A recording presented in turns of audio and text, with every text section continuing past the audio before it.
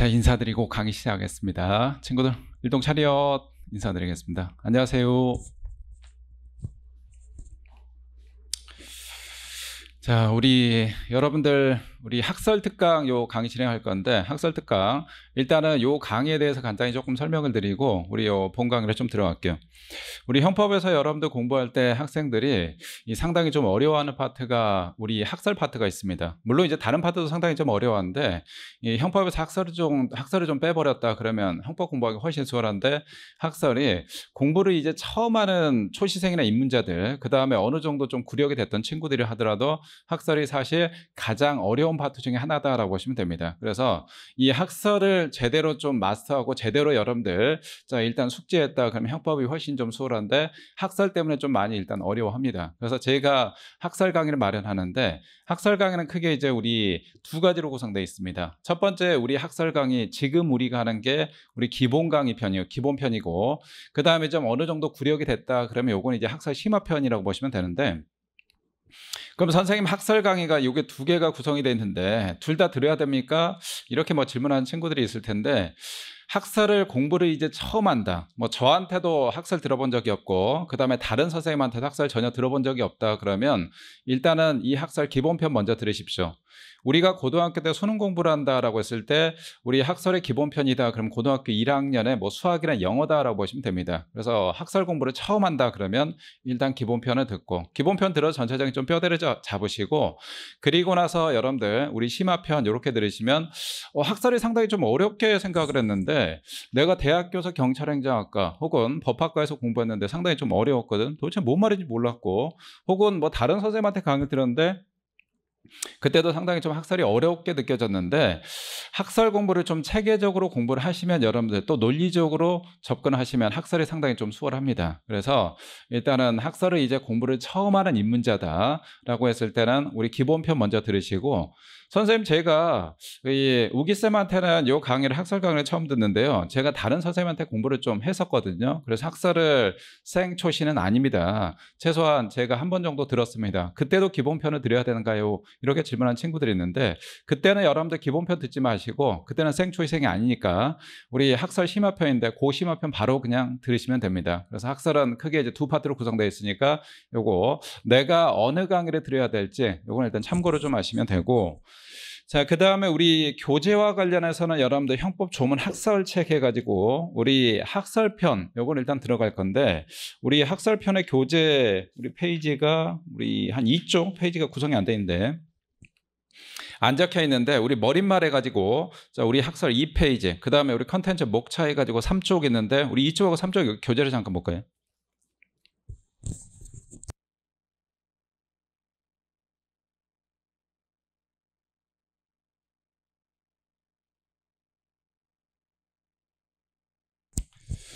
자, 우리 학설 교재와 관련해서 우리 머릿말 보시면, 자 머릿말 좀, 교재를 도대체 김종욱 선생이 어떻게 썼냐, 그 다음 이 교재를 어떻게 공략할 것이냐, 요거에 대해서 자세히 나와 있는데 머릿말 좀 볼까요?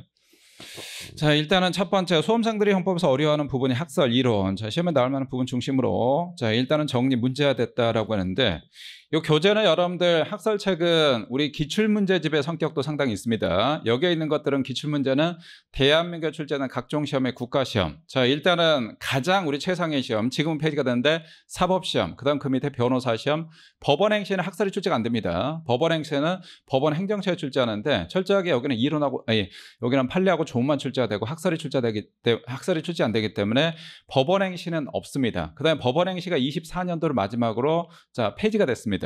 그래서 법원행시는 학설이 들어가 있지 않고, 우리 시험을 끌고 가는 사법시험하고 변호사시험에 여기 학설이 들어가 있고, 그 다음에 우리 경찰 채용시험, 그 다음에 승진시험 있고, 그 다음에 경위채용시험, 옛날에 경관시험이라고 했는데 요거 관련, 그 다음에 우리 동급에 채용해가지고 우리 9급의 검찰직, 그 다음에 검찰 7급, 그 다음에 해양경찰에서 해양경찰 순경, 그 다음에 해양경찰 경관 승진해가지고 각종 국가시험에 기출문제는 일단 싹 들어갔다라고 보시면 됩니다. 그래서 기출문제 성격도 되는데 완전하게 순수한 기출문제는 아니고, 자 이걸 갖다 여러분들 형법의 체계적 논리적 흐름에 맞게 다 재구성했습니다. 그 다음에 우리 교재 구성을 보시면 저 우리 뒤에 우리 4쪽을 잠깐 볼까요?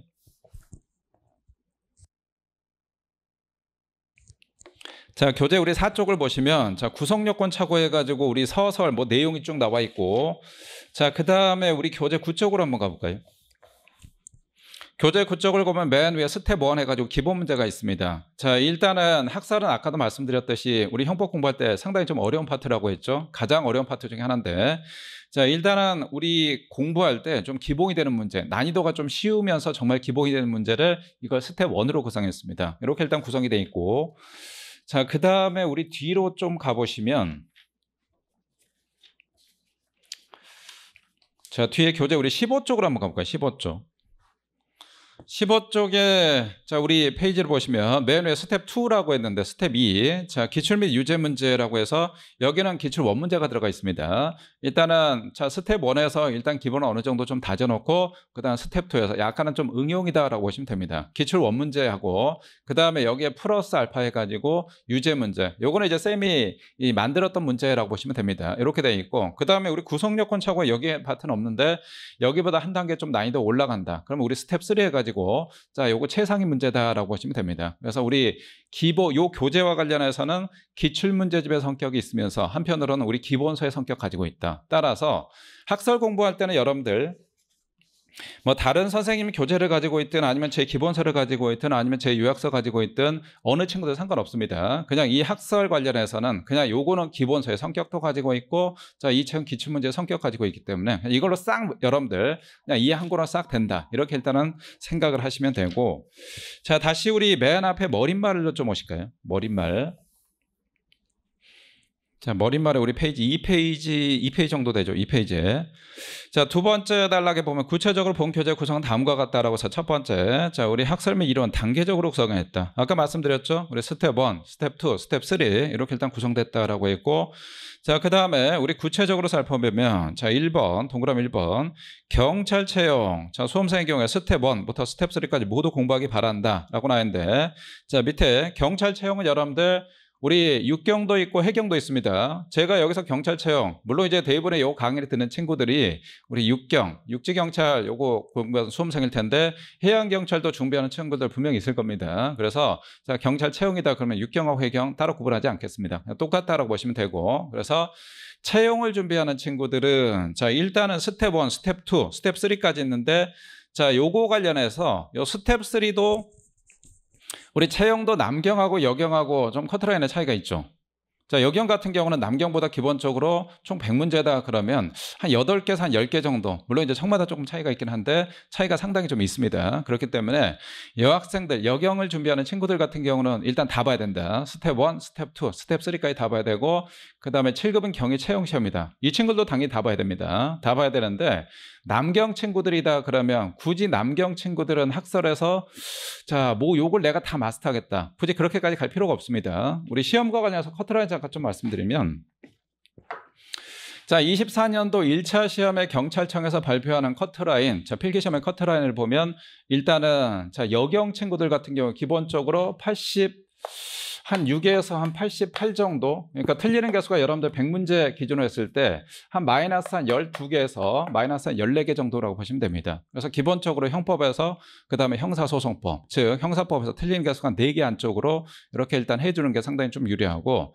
남학생들 같은 경우는 전체적으로 커트라인 보니까 청마다 조금 차이가 있는데 한 75에서 한 77, 78, 뭐 많아야 78 이 정도가 됩니다. 그럼 기본적으로 한 70, 한 6 정도 된다라고 가정했을 때 틀리는 개수가 여러분들 한 24개, 한 23개 요 정도란 얘기야. 자, 그러면 우리 형사법에서 자, 일단은 점수는 한 80점 이상 맞으면 괜찮은 거고, 자, 그 다음 85점 맞았다. 그럼 남학생들은 상당히 좀 고득점이라고 보시면 됩니다. 그래서 여기에 있는 이 교재 학설을 모두 다 마스터하겠다고 생각을 하지 마시고, 일단 스텝 1하고 스텝 2까지 요거까지만 일단 보시고, 스텝 3에서 제가 봐야 되는 것들인데 그거는 남학생들은 여기까지 보지 마시고 그냥 넘어가십시오 하는 문제들이 좀 있는데, 그때는 그냥 과감히 그냥 가지 치시면 됩니다. 욕심 다 내지 마시고. 자, 그 다음에 우리 동그라미 2번. 자, 경찰 승진 및 검찰직 수험생의 경우는 스텝 1, 스텝 2 여기까지만 공부하시고, 그 다음에 스텝 3 최상위 문제는 여기와 관련 없으니까 여기까지 넘어가십시오라고 했는데, 승진 시험 문제 같은 경우는 여러분들 기본적으로 스텝 1, 스텝 2 여기까지만 일단 보시고, 스텝 3에서 봐야 되는 것들이 조금 있는데, 승진 시험 같은 경우는 자 25년도 승진이다 그러면 난이도가 24년도 상당히 좀 올라갔죠. 그래서 25년도 승진이다 그러면 일단은 경찰 채용에서 남경하고 좀 비슷하다라고 보시면 됩니다. 그러니까 공부 범위나 공부 난이도가 그 정도 비슷하다라고 보시면 되고, 그래서 남경 우리 순경 채용에서 남경 그다음에 경찰 승진은 세트로 같이 보신다라고 보시면 되고, 자 여경하고 그다음에 경위 채용이다. 그럼 이 친구들은 공부 범위가 같다. 이렇게 일단 보시면 됩니다. 그래서 본인의 자 어느 직렬을 뭘 준비하느냐에 맞게 따라서 학설을 이렇게 일단 공략하시면 되고, 자 그다음 우리 두 번째 볼까요? 각 문제들에 대해서 중요도에 따라서 일단은 가장 중요한 거 별 3개, 별 2개, 별 1, 뭐 별표 없음. 일단은 이렇게 일단 구성되어 있고, 자 그다음에 뭐 세 번째 본교재는 문제집에서 기본서의 개념 아까 말씀드렸죠. 자 일단은 각 파트마다 앞에 대해서는 요약 정리, 자 기본서의 성격이나 가지고 있고, 그다음에 D 파트가 문제로 구성되어 있다라고 했습니다. 자 그래서 각 단원의 앞부분과 관련 내용에 대해 정리가 되어 있으며 뒷부분에선 관련 내용에 대한 문제가 수록되어 있다라고 했고, 자 문제들은 단순히 기출문제 나열한 식이 아니라 체계적 논리적 흐름에 맞게 구성되어 있다. 아까 말씀드렸죠. 이 책이 물론 이제 학설책도 그렇고 객관식 기출총정리 제 책은 기본적으로 상당히 좀 체계적이고 논리적으로 구성되어 있습니다. 그래서 제 책으로 공부하는 친구들 보면 선생님 이 책 가지고 보면 기출문제가 일단은 싹 요거에 마스터가 되는 것 같아요. 그런 느낌이 있고, 그 다음에 책이 상당히 좀 체계적이고 논리적으로 구성되어 있네요. 저는 형법이 혹은 형사법이 상당히 어렵게 느껴졌는데 이 책 가지고 공부하니까 훨씬 좀 수월했습니다. 그런 친구들이 있습니다. 그래서 책이 상당히 좀 논리적으로 체계적으로 구성되어 있기 때문에 공부하기 훨씬 수월하다. 여기까지 일단 보시고, 자 그 다음에 네 번째 각종 국가시험의 기출문제를 철저히 분석했다. 기출문제는 여러분들 당연히 모든 시험에서 바이블입니다. 당연히 마스터해야 돼. 그게 우리 경찰 채용시험이든 아니면 승진시험이든 아니면 여러분들 수능시험도 그렇고, 그 다음에 각종 고시 뭐 변호사 시험이나 행정고시나 아니면 여러분들 사법시험이나 각종 시험이다. 기출문제는 반드시 바이블입니다. 그래서 기출문제를 확실히 마스터하고 숙지를 해야 됩니다. 물론 이제 기출문제만 마스터하고 숙지한다고 다 여러분들 합격할 수 있거나 고득점 맞는 거 절대 아니야. 왜? 시험이란 건 기본적으로 그게 수능이든 고시든 아니면 우리 경찰 시험이든 기출, 자 여기에 플러스 뭐가 있냐 그러면 아직 출제가 되지 않은 미출이 있습니다. 요거까지 같이 공부를 해야 여러분들 형법에서 좋은 점수를 받을 수 있다. 미출이다 그러면 아직은 여러분들 출제가 안 된 최신 판례라고 보시면 되고, 그 다음에 신유형 문제 이런 문제까지 하셔야 일단 됩니다. 하지만 여하튼 자 일단 기출문제는 여러분들 어느 시험이든 우리 경찰 채용시험도 마찬가지 승진시험도 마찬가지고 바이블 중에 바이블이기 때문에 기출문제는 기본적으로 확실히 마스터해야지, 아직 뭐 기출문제도 제대로 마스터하지 않고 기출문제도 풀지 않고 선생님 제가요 요거 뭐 기출문제만 가지고 합격할 수 있습니까? 뭐 이딴 식으로 얘기하는데 기출문제는 꼭 마스터해야 되는 거야. 여기는 일단 기출문제가 다 반영돼 있기 때문에 학설 관련해서는 자 일단은 아까도 말씀드렸듯이 이게 맞는 키라고 생각하시면 돼. 여기가 그냥 다 돼 있어. 그래서 요거 따로 기출문제집 여러분들 구해가지고 따로 풀 필요는 없습니다. 자 그다음 밑에 우리 궁금한 사항 5번 자 제 카페 네이버 카페 김조국 형사법 요거는 뭐 활용하시면 되고, 자 그다음에 오른쪽에 우리 목차 좀 볼까요? 자 목차와 관련해서는 목차 우리 1번 자 구성요건 착오가 있고 2번 3번 쭉 해가지고 내려서 뚜뚜뚜 해서 10번 11번 12번 13번인데 13번 킬러 문제가 있습니다.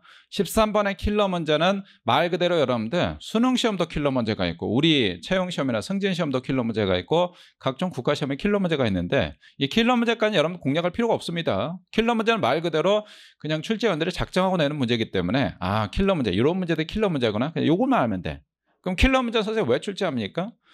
시험에서 여러분들 100문제를 100분 안에 풀어야 되는 결국은 시간 싸움이거든. 근데 출제위원들이 일단은 문제를 갖다 난이도 상당히 좀 어렵게 자 이렇게 출제하는 거 그것도 있지만 또 다른 요인은 뭐가 있냐 그러면 시험 보는 중간에 수험생들 멘탈 흔드는 것도 하나의 자 출제위원들의 전략이거든. 그래서 킬러 문제는 여러분들의 멘탈을 흔들기 위해서 하는 출제하는 문제고, 순수하게 여러분들 수험생을 위한 문제가 아니고 출제위원은 문제다라고 보시면 됩니다. 그래서 이 킬러 문제까지는 뭐 들어갈 필요는 없고, 그렇다고 여러분들 완전히 삭제하지 마시고 나중에 제가 그때 갔을 때 요거는 이제 우리 기본편에서는 다루지 않습니다. 우리 심화편에서는 나중에 다루는데 킬러 문제 요거 한번 풀어보십시오라고 해서 문제를 만약에 우리 형사법에서 40문제 나왔을 때 이게 도대체 무슨 문제인가, 요 문제 킬러 문제다 아느냐 모르냐, 자 그걸 알고 들어가는 거하고 그렇지 않고 들어가는 거 하늘과 땅 차이입니다. 요게 킬러 문제거나 그러면 여러분들 그냥 한번 쭉 읽어보고 정답 나온다 그러면 찍고 소거법으로 해서 풀 수 있다 그러면 최소한 줄여가지고 뭐 둘 중에 하나로 축약해가지고 여러분들 그렇게 이제 하면 되고, 그래도 안 나온다 그럼 그때 어쩔 수 없습니다. 그냥 찍는다 생각하시고 이렇게 하셔야지 내가 요 킬러 문제까지 다 마스터하겠다. 그러면 여러분들 킬러 문제를 갖다가 여러분들 공략하겠다 그 생각 가지고 접근한다 그러면 어떻게 되냐? 여러분들 킬 당하는 거야. 그래서 절대 킬러 문제는 욕심낼 필요가 없습니다. 자, 일단은 학설은 그래서 공부할 거는 1번부터 해가지고 12번까지인데 우리 기본 강의 때는 여러분들 어디까지 강의를 구성할 거냐 그러면 1번, 2번, 3번, 4번, 5번, 6번 여기까지 일단은 기본평 강의를 할 겁니다. 그래서 우리 학설 입문자 혹은 학설 초시생이다 그러면 다 욕심내지 마시고, 아까도 얘기했지만 우리 형법이나 형사헌법 이 법과목은 상당히 좀 체계적인 논리적이거든. 체계적으로 논리적이다. 고등학교 수학하고 좀 비슷해. 이런 과목들을 여러분들 그냥 무대포식으로 다 때려박고 다 여러분들 마스터하겠다 그럼 여러분들 미치고 환장합니다. 그래서 우리 고등학교 때 수포자가 많잖아. 학설도 마찬가지.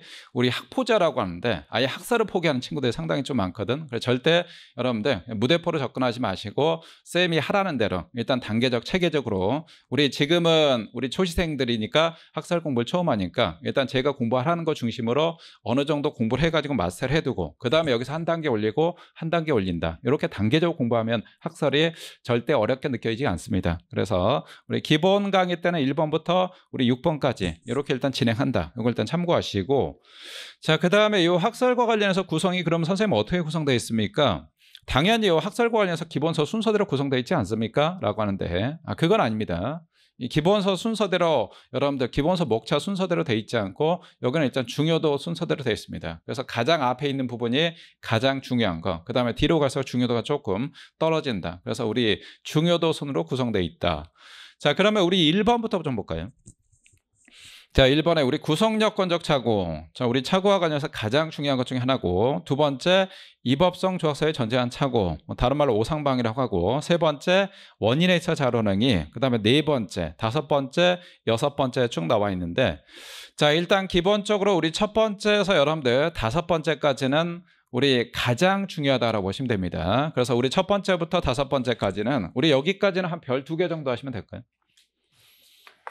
자, 별을 2개. 다시 말해서 얘는 자, 우리 특 A급이다라고 하시면 됩니다. 특 A급이고, 그래서 어느 정도 여러분들 좀 구력이 됐다, 공부했다라고 했을 때는 우리 첫 번째부터 다섯 번째까지 특 A급 절대 버리면 안 돼. 이건 어떻게 되든 여러분들 자, 일단 확실하게 숙지하고 마스터하겠다. 일단 이 생각으로 가시면 되고, 자, 그 다음에 우리 밑에 6번에 개괄적 고의가 있죠. 개괄적 고의는 여러분들 별 하나 정도 하시면 됩니다. 개괄적 고의. 그래서 요거는 A급 정도라고 보시면 되고, 그 다음에 이제 우리 7번, 8번, 9번, 10번, 11번 나와 있는데 여기는 이제 중요도가 조금 한 단계 좀 내려간다라고 보시면 됩니다. 자, 일단은 교재는 우리 중요도 순서대로 구성되어 있다. 이렇게 일단 상 보시고, 자, 그 다음에 이제 우리 오늘 학설 들어갈 게 4쪽으로 한번 볼까요? 4쪽.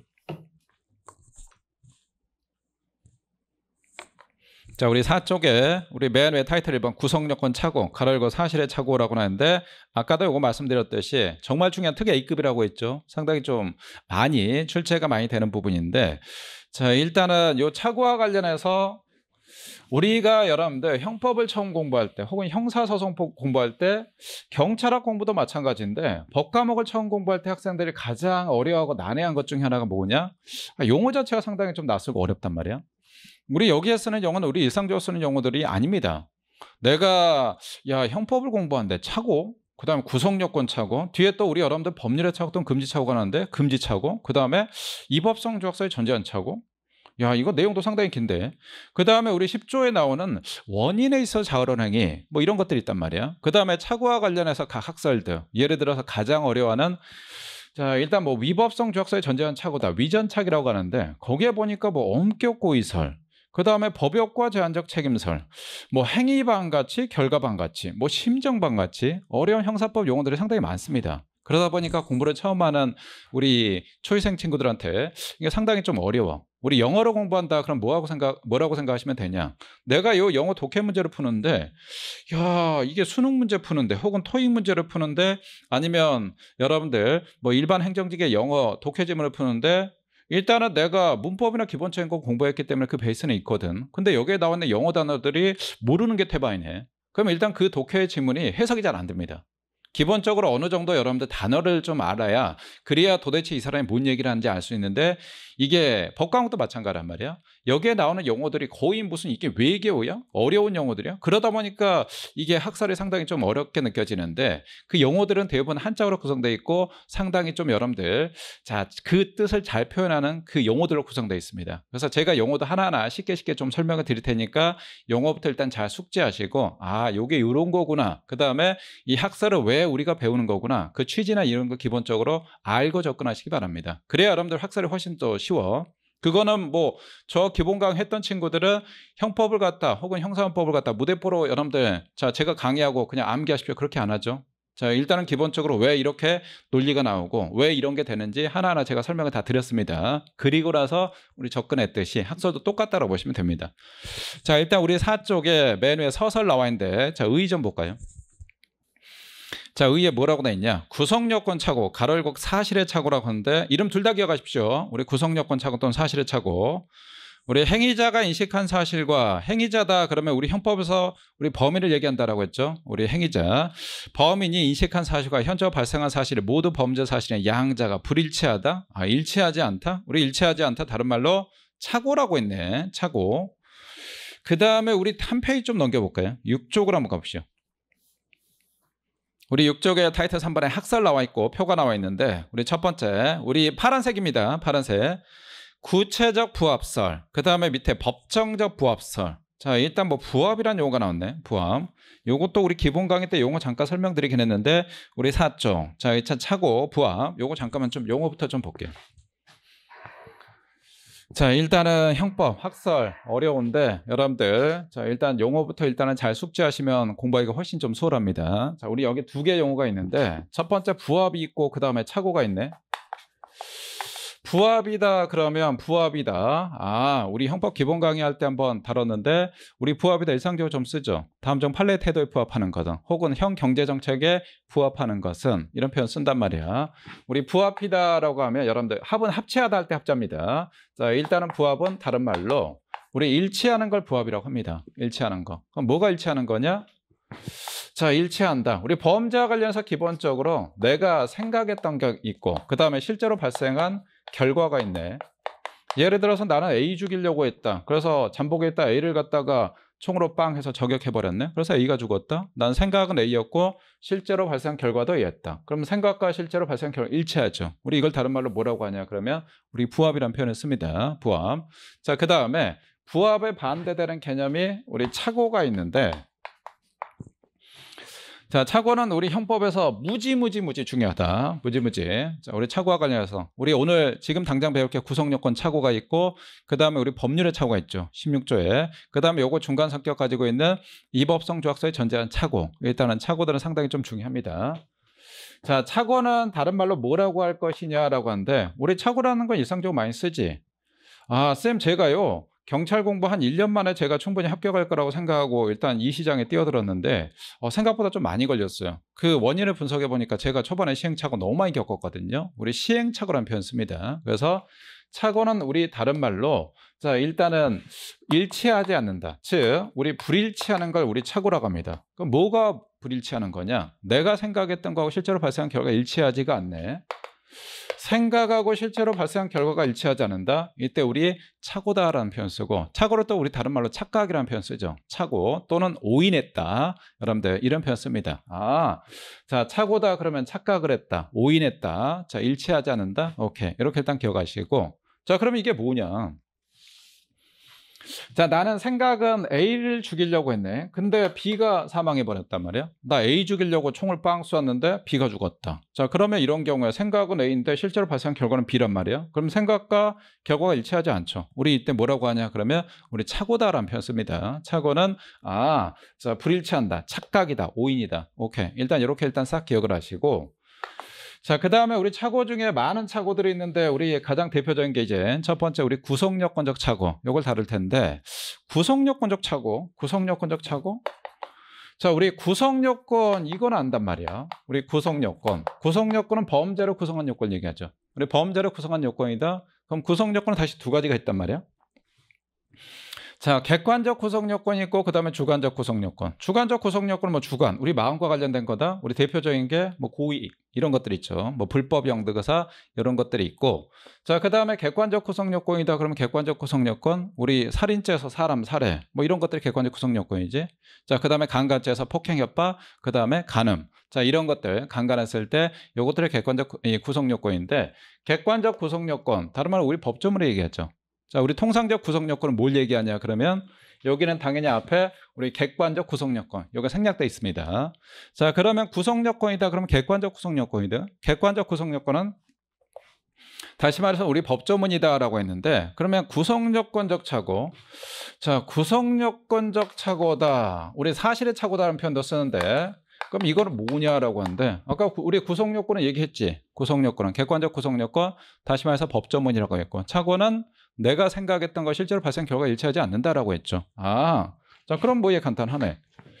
구성 요건적 착오다 그러면 구성 요건 파트에서 착오가 있었네. 구성 요건. 우리 대표적으로 아까 살인죄. 살인죄는 내가 사람, 살해 이런 것들이 우리 구성 요건이잖아.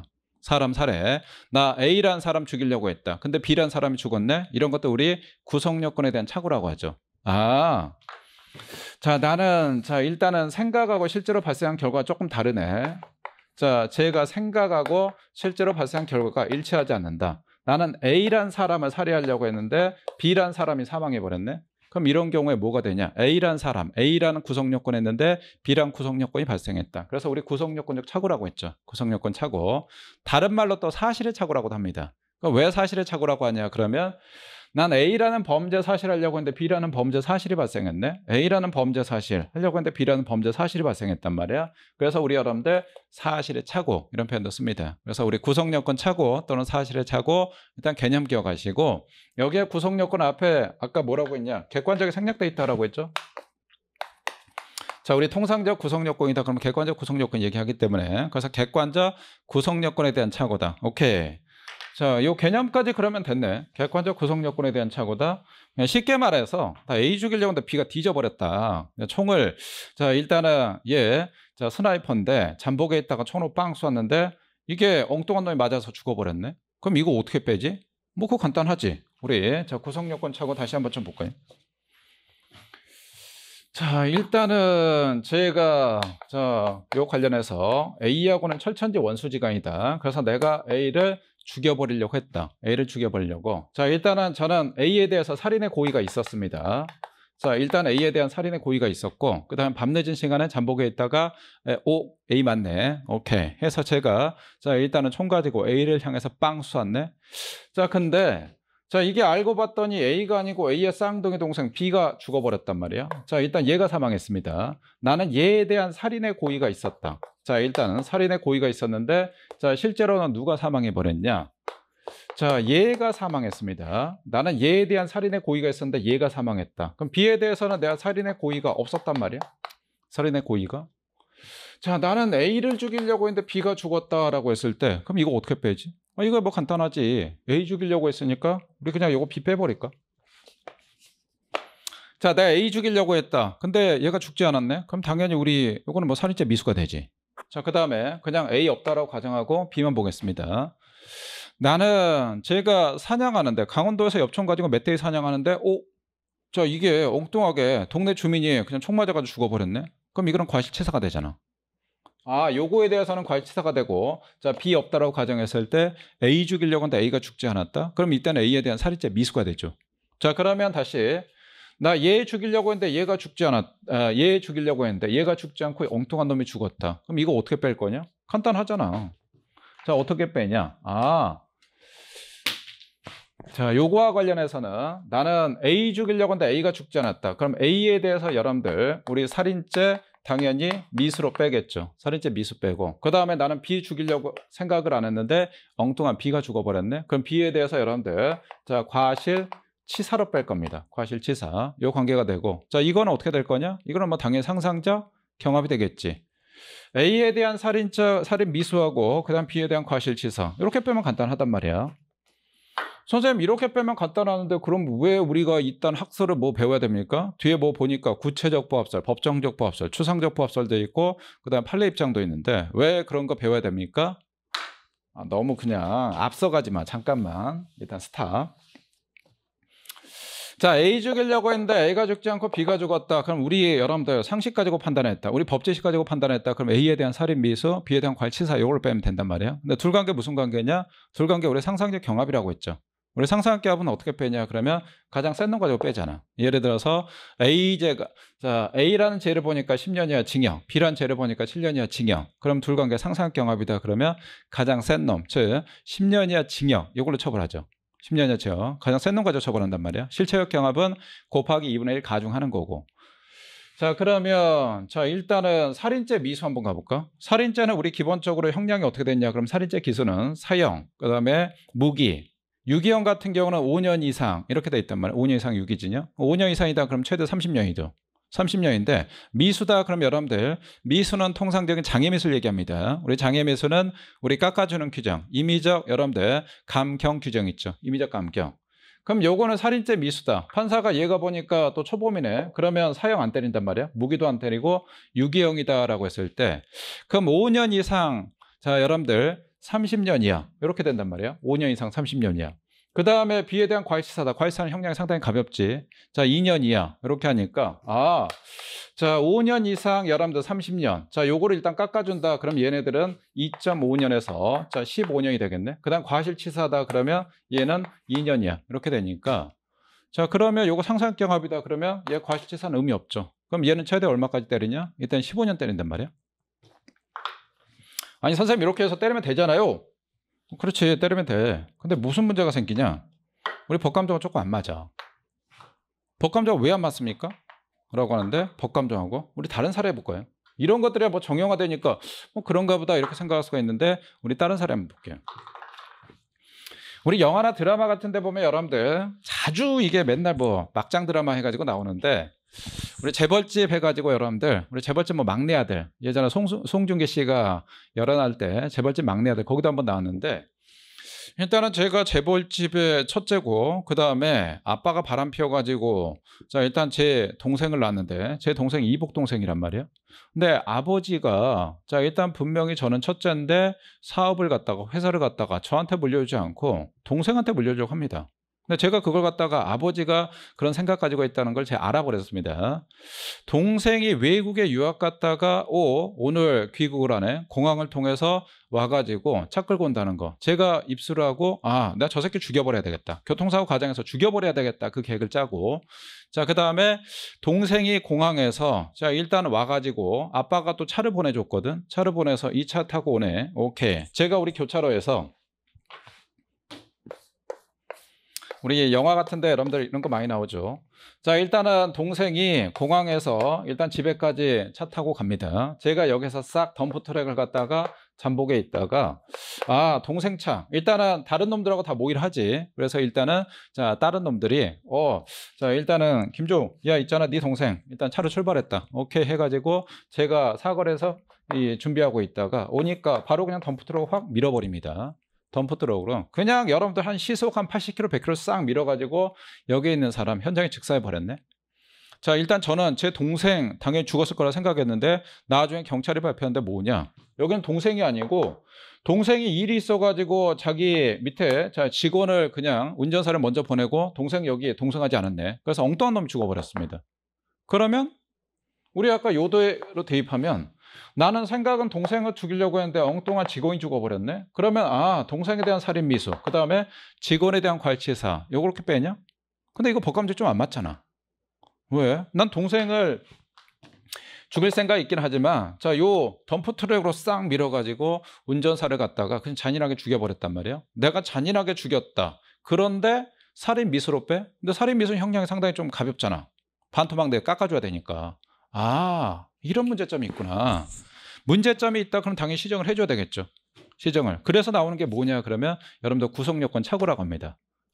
구속요건 착오. 자 그러면 A를 죽였는데 B가 A를 죽일 생각으로 자 일단 했는데 B가 죽어버렸다. 그럼 원래 논리대로 가면 A에 대한 살인미수 그 다음 B에 대한 과실치사로 뺐는데 이렇게만 빼면 그러니까 논리적으로만 빼버리면 우리 법감정이 좀 안 맞다라고 했죠. 법감정이 안 맞다? 그럼 시정을 해줘야 되겠거든. 시정을 하는데 무슨 문제가 생기냐? 우리 형법상의 여러분들 고의와 관련해서 자, 우리 고의. 우리 형법의 가장 기본 전제 조건은 일부러 했을 때 처벌하고 실수로 했다 그럼 처벌 거의 안 하죠. 그래서 고의범 처벌을 원칙으로 하고 과시범 처벌 거의 안 합니다. 자, 물론 이제 과시범 예외적으로 처벌하는 것들이 좀 있긴 해. 우리 형법 총론에 다루는데 총 9가지가 있죠. 뭐 과실치사죄, 과실치상죄 이런 것들만 우리 예외적으로 처벌하고 고의범은 과시범 처벌 거의 안 합니다. 요게 첫 번째고, 그 다음에 고의범하고 과시범이다 그러면 기본적으로 고의범은 상당히 좀 세게 처벌해. 일부러 했기 때문에. 그 다음에 실수로 했다 그러면 형량이 상당히 낮아. 우리 아까 살인죄 봤지? 살인죄 같은 거 일부러 사람 죽였다 그러면 사형, 자 무기, 그 다음에 5년 이상 유기형이란 말이야. 근데 내가 실수로 사람 죽었다, 과실치사가 있다 그러면 형량이 기본적으로 상당히 낮아서 2년 이하 이렇게 됩니다. 아, 기본적으로 우리 형법의 법체계는 고의 처벌, 일부러 했을 때 원칙적으로 처벌하고 과실했다 그럼 처벌 거의 안 하고 처벌한다 하더라도 형량이 상당히 좀 낮구나. 사람은 기본적으로 실수할 수 있기 때문에. 자, 요게 하나가 있고, 자, 그 다음에 두 번째, 고의를 그럼 전형을 할 것이냐. 요게 문제가 있단 말이야. 고의를 전형할 것이냐. 우리 여러분들 예산 같은 경우 국가 예산이나 회사 예산이다 그러면 함부로 회계 전형하면 안 되죠. 함부로 회계 전형은 이거 처벌하거든. 마찬가지 고의도 전형을 함부로 하면 안 됩니다. 그래서 고의 전형은 기본적으로 안 됩니다. 자, 고의를 갖다 함부로 전형하면 안 된단 말이야. 자, 고의를 함부로 전형하면 안 되는데, 그러다 보니까 아까 뭐라고 했냐? 나 A 죽이려고 했는데 A에 대한 고의가 있단 말이야. 살인의 고의. 근데 B가 죽어버렸어. 근데 B에 대한 살인의 고의가 없어. 그럼 얘는 A에 대한 살인 미수, B에 대한 과실치사 이렇게 빼면 되는데 고의 전형하면 안 되니까. 그러다 보니까 우리 아까 법감정이 안 맞는 문제점이 생긴다라고 했거든. 그럼 이 문제점을 해소를 해야 될 것 같네. 그럼 어떡하지? 그럼 이거를 여러분들 깨버려야 될 거 아니야. 이 원칙을 고소한다 그럼 법감정에 안 맞으니까. 그럼 이걸 깨버려야 되는데, 그러면 이 고의를 전형을 해야 되는데, 그렇다고 고의 전형을 그냥 무작정 폭넓게 버리면 또 이게 문제가 된단 말이야. 인권 침해가. 그럼 이거 어떡하지? 아, 여기서 문제가 생기구나. 구성요건적 착오라는 거는 구성요건에 대한 착오. 자, 나 A 죽이려고 했는데 B가 죽어버렸다. 그러면 A에 대한 살인 미수, 그 다음 B에 대한 과실치사로 빼는데 논리적으로 빼자니 이게 우리 법감정이 좀 안 맞고, 그렇다고 함부로 얘를 갖다가 B에 대한 살인죄 고의 인정해서 살인죄 기수로 빼자니 이게 좀 걸리고 고의 전형. 아, 그러면 고의를 전형해야 되는데 어떻게 고의 전형할 거냐, 어느 정도까지 일치해야 고의 전형할 거냐, 요게 이제 문제가 생깁니다. 아, 선생님 이제 알았어요. 구성요건 착오의 개념 일단 알겠습니다. 구성요건 착오는 구성요건에 대한 착오. 아, 여기서의 구성요건은 객관적 구성요건이구나. 그러면 객관적 구성요건이 아닌 것들, 뭐 주관적인 파트에서 착오가 있었다? 그럼 당연히 구성요건 착오가 아니겠죠. 뭐 이법성이나 책임 파트에 착오가 있었다? 그럼 이것도 당연히 구성요건 착오가 아닐 거고. 자, 그 다음에 이러다 보니까 고의 전형하면 안 되네. 고의 전형하면 안 된다. 자, 우리 고의 전형하면 안 된다. 우리 예 한번 좀 볼까요? 기본 강의 때 이거 다루긴 했는데, 자, 저는 A란 사람을 죽여버리려고 했습니다. A란 사람을 죽이려고 제가 총으로 빵 쏘았는데, 혹은 뒤에 짱돌로 쳤는데, 오, 얘가 비명 질렀네. 자, 일단은 급소 맞지 않았습니다. 그래서 제가 다시 죽이려고 했더니 경찰이 왔네. 자, 일단 나 잡힐 것 같으니까 도망가 버렸다. 자, 그러면 이때 우리 뭘로 빼냐? 그러면 살인죄 미수로 빼죠. 선생님 이거 당연한 거 아니야? 그렇지. 근데 우리 또 다르게 생각할 수가 있잖아. 이때 얘가 다쳤으니까 그럼 선생님 상해죄 기수로 빼지 않습니까? 기술 빼면 안 되지. 왜? 나는 얘 죽이려고 했으니까, 살인의 고의가 있으니까. 자, 일단은 출발점 뭘로 가야 되냐? 그럼 살인죄로 가야 됩니다. 죽었다 그럼 기수, 죽지 않았다 그럼 살인죄 미수로 가야 돼. 자, 그 다음에 이번 사안 좀 바꿔서 나는 얘 죽일 생각 없고 그냥 손만 봐주려고 했어. 얘 상해하려고 했어. 그래서 제가 잠복에 있다가 뒤에서 짱돌로 그냥 쳐버렸네. 쳤는데 와, 이게 잘못 맞아가지고 급소 맞아가 얘가 그냥 현장에서 뇌진탕을 죽어버렸네. 나는 상해만 하려고 했는데 죽었다. 그럼 이때 우리 살인죄 기수로 빼진 않지. 자, 일단은 왜? 자, 일단은 얘에 대한 고의는 뭘로 시작해야 되냐? 그러면 일단 상해로 해야 되니까. 그래서 이때는 상해죄, 상해죄로 가는데 죽어버렸네? 그럼 그때 상해치사죄로 가죠. 상해치사죄. 살인죄 기수로 가는 게 아닙니다. 그래서 고의는 함부로 전형하면 안 돼. 오케이. 자, 그러면 우리 다시 한번 구성요건 착오 여기 한번 정리하면, 자, 일단 갑이란 놈이 나 A 죽이려고 했는데 A에 대한 살인죄 고의가 있는데 엉뚱하게 B가 사망해 버렸단 말이야. 자, 얘에 대해서는 아까 우리 고의가 있다라고 했고, 자, B에 대해서는 우리 고의가 없다라고 했죠. 근데 엉뚱한 B가 죽어버렸단 말이야. 그러면 자, 이 경우에 아까 A에 대한 살인 미수 플러스 B에 대한 과실치사로 뺀다. 그럼 우리 법감정이 안 맞으니까 어떻게든 고의를 전용을 시켜야 되겠네. 자, 일단 문제가 뭐가 문제가 있냐 그러면 고의를 전용을 시켜야 될 것 같습니다. 자, 고의를 A에 대한 살인의 고의를 B로 자 일단은 전용을 시킨다. 그럼 B에 대한 살인죄 고의 인정해버린다. 그럼 이건 뭘로 빼냐 그러면 B에 대한 아까 살인죄로 빼면 되겠죠. 아까 내가 이복 동생 나 죽여버리려고 덤프트럭으로 일단은 제가 잠복에 있다가 쫙 밀어가지고 죽였는데 알고 봤더니 회사 직원이었네. 운전기사였단 말이야. 그럼 이 경우에 운전기사에 대한 살인죄 기술을 빼려면 고의를 전용해야 되는데 그렇다고 무턱대고 무작정 폭넓게 전용하면 또 안 된다고 했지. 인권침해가 되니까. 그건 죄형법정지에 어긋나니까 자 그러면 고의에 전용을 해야 되는데 그럼 고의 전용을 할 때 어느 정도까지 일치해야 될 거냐 요게 문제가 된단 말이야. 자 일단은 어느 정도까지 우리 아까 여러분들 자 일치라는 용어는 다른 말로 아까 부합이라고 했죠. 우리 착오는 일치하지 않는다 불일치라고 했고 그럼 어느 정도까지 일치해야 되냐 다시 말해서 부합해야 될 것이냐 요게 문제가 돼. 어느 정도까지 부합해야 되냐 어느 정도까지 부합해야 되냐 어느 정도까지 일치해야 될 거냐. 자 일단 우리 여러분들 형법에 기본적으로 판단할 때 뭘 가지고 판단할 거냐. 자 일단은 법률이 있고 그 다음에 학설하고 판례가 있다. 그럼 당연히 가장 최우선하는 게 우리 법률이죠. 우리 그럼 일단 구속요건 착오가 법률에 규정이 돼 있냐? 규정돼 있으면 그대로 가면 되잖아. 규정이. 자 일단은 여러분 법조문 한번 좀 볼게요. 우리 5페이지 교재 5페이지 한번 볼까요? 자 교재 우리 5페이지에 우리 맨 밑에 표 해가지고 우리 회색으로 박스가 있죠. 15조. 자 1항에서 사실의 착오라고 하는데 이 법정 워낙 중요합니다. 이거 별표 좀 하시고. 자 15조 1항에 뭐라고 나와 있냐 그러면 아까 우리 구속요건 착오는 다른 말로 사실의 착오라고 했죠. 우리 용어 둘 다 기억하십시오. 우리 15조 1항 보면 특별히 무거운 죄가 되는 사실을 인식하지 못한 행위는 무거운 죄로 벌하지 않는다. 자 내가 무거운 거 몰랐다 그럼 무거운 거로 벌하지 말라고 했네. 자 이거는 우리 기본 강의 때 뭘 배웠냐 그러면 형사법은 행위자한테 유리하게 적용한다라고 했죠. 우리 빵크로 다뤘지. 여기다는 좀 적어놓으십시오. 우리 15조 1항 해가지고 형사법은 행위자에게 유리하게 적용 요걸 하나 좀 적어놓으십시오.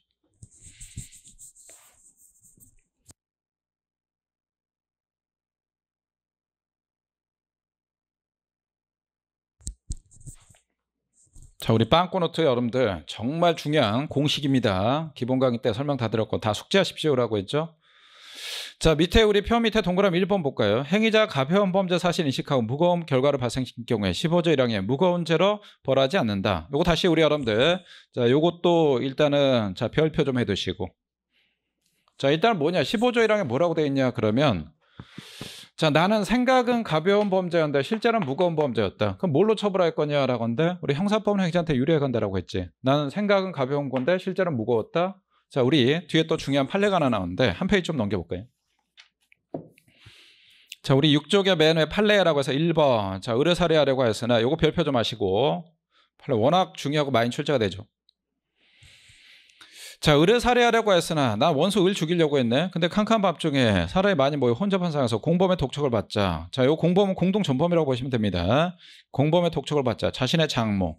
자 자신의 장모 죽였다. 자신의 엄마 아빠 죽였다. 부모 죽였다. 장모 죽였다. 다 이거 존속이죠. 존속 살해죄가 됩니다. 자 자신의 장모를 내가 그냥 장모 죽였다. 엄마나 아빠 죽였다. 그럼 존속 살해죄가 된단 말이야. 근데 나는 장모 아빠인지 몰랐어. 장모인지 몰랐어. 자 살해한 경우 존속 살해죄 처벌할 수 없다. 자 나는 생각은 원수인 줄 알고 단순 살인죄 한다고 생각하고 얘 죽여버렸는데 알고 봤더니 자 일단 장모였네. 혹은 알고 봤더니 아빠였다.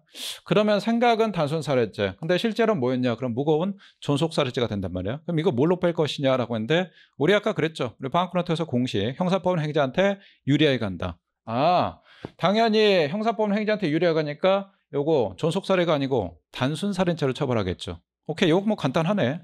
요거 나는 생각은 자 일단은 단순 살인죄 A를 죽이려고 했는데 실제로는 보니까 아빠였다. 자 아빠에 대한 고의가 없죠. 자 그다음에 나는 자 원수에 대한 고의가 있으니까 자 근데 여기에 또 법조문에 규정돼 있단 말이야. 법조문 규정돼 있으니까 법조문대로 가면 되는 거 아니야. 아까 얘기했잖아.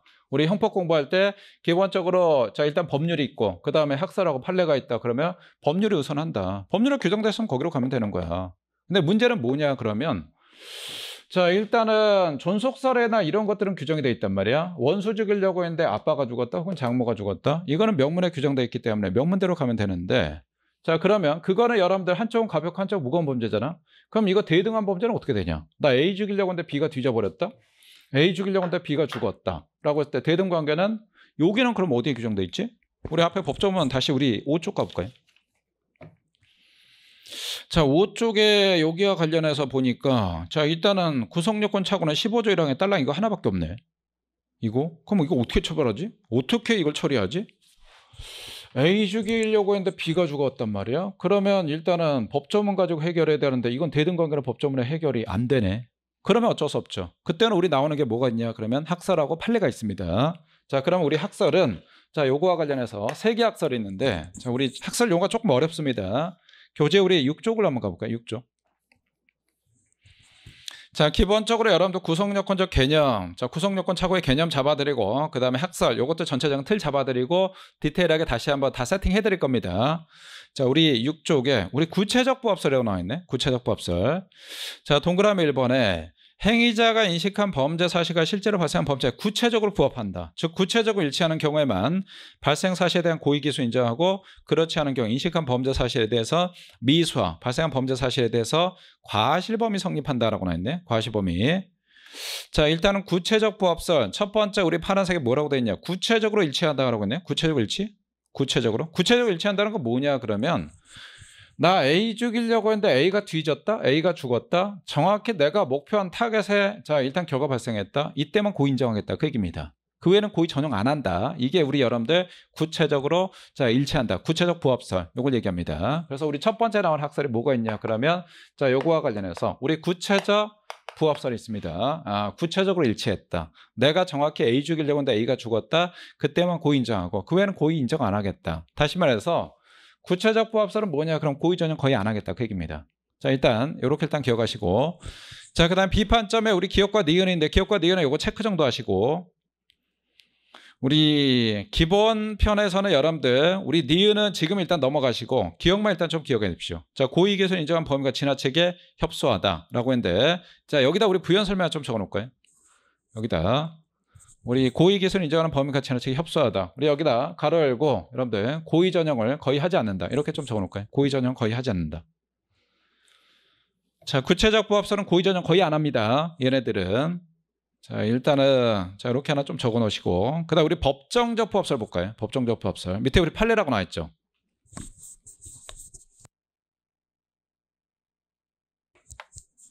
자, 법정적 부합설. 행위자가 인식한 범죄 사실과 실제로 발생한 범죄에 법정적으로 부합한다. 법정적으로 일치한다. 우리 법정이다. 그럼 우리 법정은 뭘 법정이라고 하냐? 자, 법정은 우리 여러분들 법의 규정을 우리 법정이라고 하죠. 우리 법에 규정됐다. 아, 법에 규정됐다라고 하면 우리 법정화돼 있다 이런 표현 씁니다. 법에 규정화돼 있다. 다시 말해서 여러분들 뭘 얘기할 것이냐라고 하는데 죄명이 똑같다라고 보시면 돼. 자, 그래서 우리 파란색에 법정적으로 부합한다. 법정적으로 일치한다. 여기다 우리 죄명이 일치라고 좀 적어놓을 거예요. 죄명이 일치. 자, 법정적으로 부합한다. 죄명이 일치한다. 자, 죄명이 일치하는 경우에는 발생 사실에 대한 고의 기수 인정하고 그렇지 않은 경우에는 인식한 범죄 사실에 대해서 미수 플러스 발생한 범죄 사실에 대해서 과실범이 된다라고 했는데 자, 법정적 부합설은 이거 뭐냐라고 하면 우리 여러분들 나 A 죽이려고 했는데 B가 죽었다. A 죽이려고 했다. 이건 살인죄가 되죠. 자, B 죽였다. 그럼 우리 살인죄가 되지. 그럼 살인죄 죄명이 같단 말이야. 살인죄. 아, 자, 나는 얘를 갖다가 죽이려고 했다. A를 살인죄. 그 다음에 B가 죽었다. 살인죄. 죄명이 같으니까 이때는 뭐냐? 이때는 고의 전용합니다. 고의 전용한다는 건 다시 말해서 뭐냐? 요거에 대한 우리 살인죄 기수 인정한다. 자, 그 다음에 저는 개를 죽이려고 했네. 개가 죽었다 그럼 우리 손괴죄가 되지. 손괴죄가 되는데 유리창이 깨져버렸네. 이것도 손괴죄가 된단 말이야. 우리 손괴죄 이것도 죄명이 일치하죠. 죄명이 일치한다 그럼 이때 고의를 전용하겠다. 옆집 개가 하도 지으니까 제가 총 가지고 죽여버리겠다라고 해서 총을 빵 쏘았는데 걔는 안 죽고 옆에 있는 자동차 유리창이 깨져버렸네. 자동차가 여러분들 자 요거 일단은 손괴가 됐다. 그럼 이때는 고의 전용하겠다 그 얘기입니다. 그래서 아 법정적 부합설이다. 그럼 죄명이 일치하면 고의 전용하겠다. 그럼 죄명이 다르면 어떻게 되냐? 요거는 고의 전용 안 한다 그 얘기야. 예를 들어서 나는 저 A라는 사람을 죽이려고 했는데 옆에 있는 개가 죽어버렸네. 자, 사람이다. 즉 사람이다 그럼 우리 살인죄가 되고 개다 그럼 우리 손괴죄가 된단 말이야. 그럼 이거는 죄명이 다르죠. 그럼 이때는 여러분들 고의 전용을 하지 않겠다 그 얘기입니다. 아, 법정적이다. 법에 규정된 거다. 죄명이 일치하면 그때 고의 전용을 하겠다. 약간은 조금 우리 절충설의 좀 입장입니다. 우리 동그라미 2번에 자 판례 입장이다라고 하는데 판례 입장 요거 밑줄을 좀 걸으시고 그다음 비판점은 요거는 시험에 거의 안 나오니까 넘어가십시오. 여기까지 볼 필요가 없고. 법정적 부합설이다. 법에 규정된 게 다시 말해서 죄명이 일치한다. 그럼 고의 전형을 하겠다. 자, 우리 판례 입장이라고 했고. 자, 그다음 우리 추상적 부합설 볼까요? 추상적 부합설. 1번에 인식사실과 발생사실이 추상적으로 부합한다? 추상적으로? 우리 추상적이다 그럼 막연하다, 좀 두리뭉실하다 그걸 얘기하거든. 우리 추상적으로 일치하면 발생한 범죄 사실에 대한 고의기수가 고의기수가 인정된다. 우리 추상적으로 부합한다? 추상적으로 일치한다? 여기다 우리 여러분들 조금 개념 자체가 조금 추상적인데 우리 밑에다 부연 설명 좀 적어놓을까요?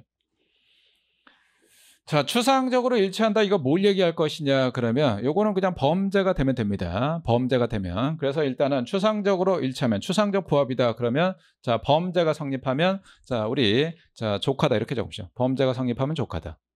즉 범죄가 성립하면 족하다는 게 뭐냐 그러면 범죄가 되면 고의 전형하겠다 그 얘기입니다. 범죄가 되면 고의 전형하겠다.